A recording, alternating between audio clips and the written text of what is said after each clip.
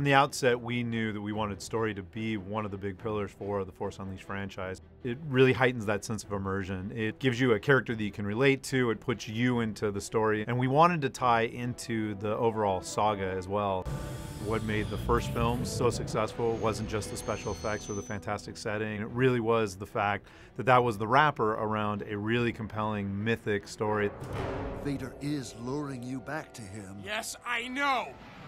When The Force Unleashed released, we were very excited that the story got accolades and awards, and we really took that seriously and evolved the story for The Force Unleashed 2. The fact that George allowed us to fill the gap between episode 3 and 4 gave us not only a challenge, but also a responsibility to the fans.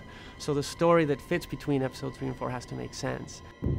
It is a time period that hasn't been very well defined in the past. Darth Vader is hunting down the last of the Jedi, the Rebel Alliance is really fledgling, and the Empire is really locking down control of the whole galaxy. Force Unleashed 1 ended where Secret Apprentice saved the rebellion by sacrificing himself, and we thought that was a great place to take off. The big question now has become, how did that happen? The story for The Force Unleashed 2 really evolved. It became a lot darker, a lot grittier, and most importantly to me, a lot more personal. And we decided to allow the apprentice to grow up and to become much more self-aware. And he went from being Secret Apprentice to somebody that we actually call a name, Starkiller. He's actually a person. And he introspectively is trying to figure out why he keeps doing what he's told, and actually decides that maybe he shouldn't be doing what he's told. He should actually go out there and pursue his own identity and figure out who he is.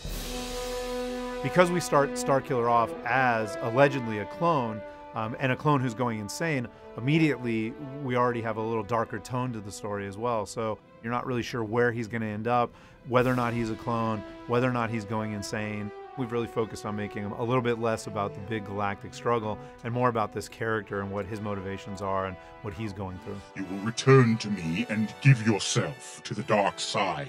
Every time we do a Star Wars game, we're always trying to expand the Star Wars universe. So Force Unleashed is a great franchise because for fans of Star Wars, you're able to play it and see things that are familiar to you. You're able to see Darth Vader and learn more about him. You're able to see Princess Leia and what she's doing during this time period and see the formation of the Rebel Alliance and how the galaxy is evolving. But because we're always expanding everything and adding new things, you also get to encounter new characters. So Starkiller has evolved and become, a hero in his own right.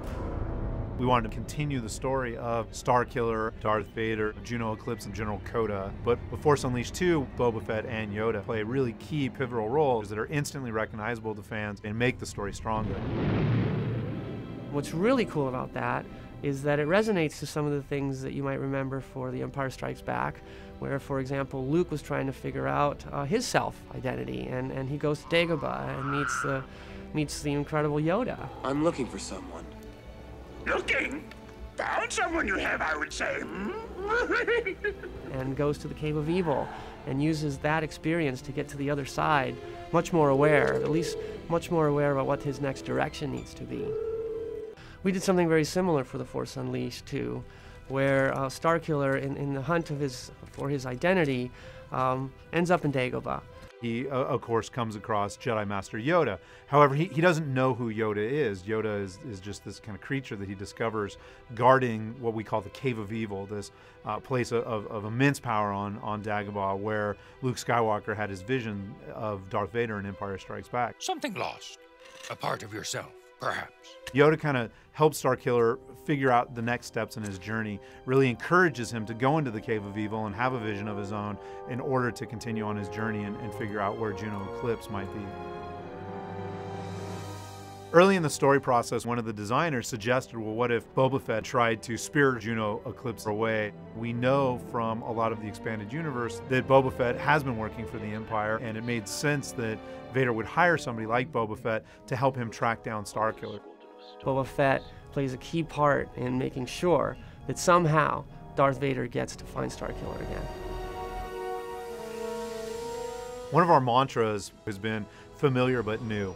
We really want to put elements into the game that feel familiar, but put a new spin on them or introduce things in a new way. I think that as a very young medium, we really haven't scratched the surface in terms of the types of stories we can tell and how different those stories can be from things like film or novels, and that's really exciting too. So I'm really glad that we're constantly focused on telling new stories and finding new ways to tell those stories too.